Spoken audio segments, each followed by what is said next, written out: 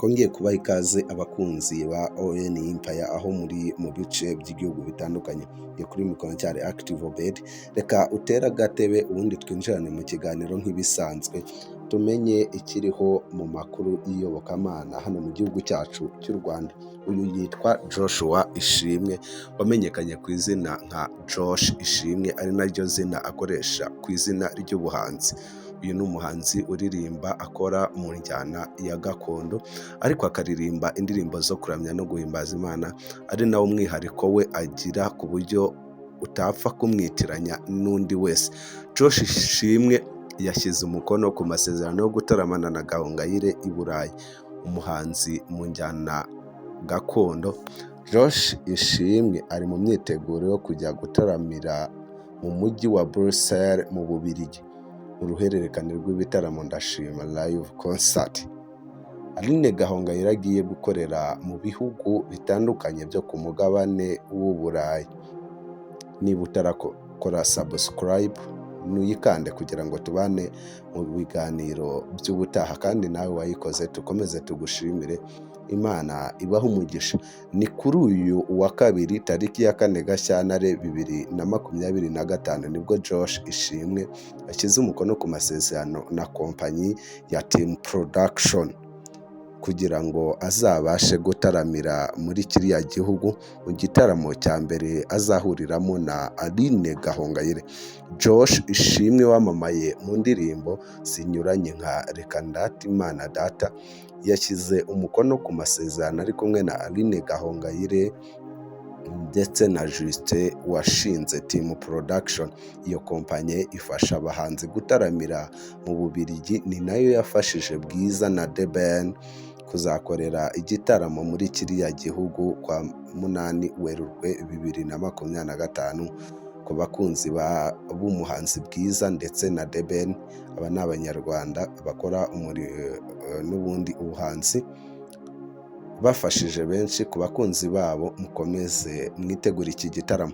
Mu kiganiro n'Inyarwanda, Gahongayire yavuze ko yahisemo Josh Ishimwe kubera ko amufata nk'umuhungu we kandi bahuriye mu bikorwa bitandukanye. Ati, nahisemo Josh Ishimwe kubera ko mufata nk'umuhungu wanjye, mbese ni umwana wanjye, ni umuntu nishimira, kandi icyiza ni uko aririmba injyana gakondo kandi ihagarariye u Rwanda.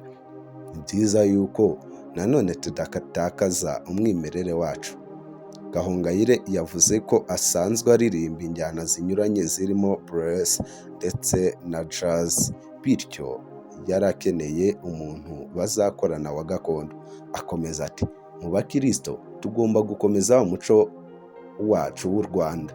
Rero ntabwo ngiye nka Aline Gahongayire, ahubwo mpagaze nk'umuhanzikazi ushobora kuzana undi muhanzi uririmba neza ururimi rw'Ikinyarwanda kumurusha.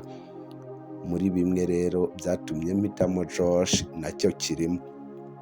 Uyu muhanzikazi wamamaye mu ndirimbo zinyuranye nka Ndanyuzwe anavuga ko kujyana na Josh Ishimwe muri ibi bitaramo bizabera mu Bubiligi, ahanini yanashingiye ku kumufasha gufungura imiryango y'umuziki we, kandi yiteze ko nawe azabera icyitegererezo abandi.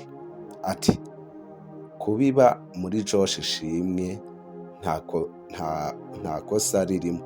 Ikindi, yubaha Imana, yubaha abantu, ni umukristo, kandi kera twigeze gusenga ndabimubwira.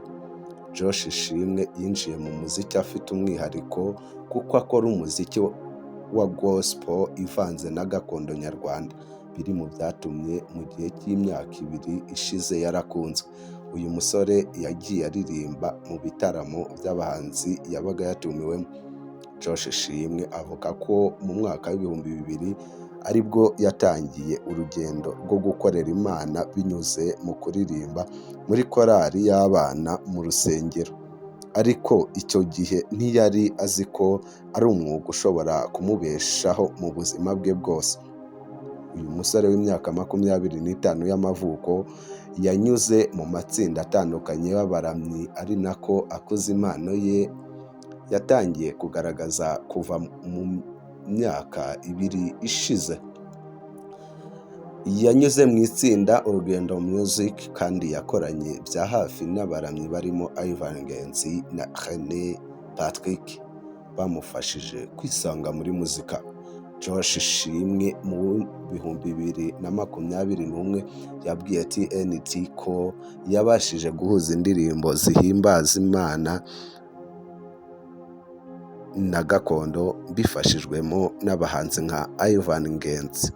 Yavuze ariko ko byanaturutse ku kuba akunda indirimbo za gakondo. Josh uzwi mu ndirimbo nka Amasezerano avuga ko yibazaga ibijyanye n'aho azakura amafaranga yo kwishyura indirimbo ya mbere kugeza ubwo yabonye ababimufasha agatangira gukora umuziki. Uyu musore avuga ko nk'abandi bahanzi bose yari afite ubwoba bw'uburyo abakunzi b'umuziki bazamwakira muri uru ruganda rwa muzika nyarwanda.